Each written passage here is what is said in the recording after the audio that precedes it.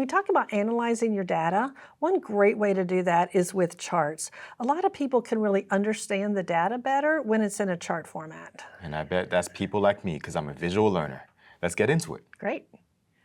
We have some data here that has, over time, the months, our food and beverage sales, and then the averages and totals. So we're going to graph the food and beverages per month. So just go ahead and select from A4 down to C16. Now, why are we not including the averages and totals? When you do a chart, you're usually comparing one thing with another or showing a trend, and we want to make sure that we're comparing equal things. So for example, food and beverages would be similar, but if we add, say, a total in there, that's going to completely skew the chart and you don't get an accurate comparison. Makes sense. I'm going to show you my favorite way to create a chart. Now, a lot of people think charts are complicated, but here we go. You ready? I'm ready. On the keyboard, find your function key row and press F11. That was the fastest shortcut ever. You don't have to tell anybody how easy it is to create a chart, right?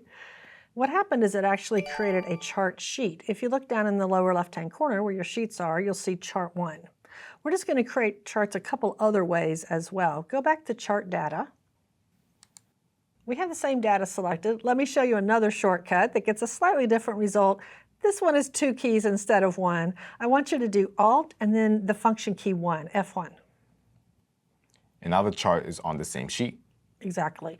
So it's the exact same chart. It's just one is what we call that chart sheet, and one is called an object chart or an embedded chart because it's on the same sheet as the data.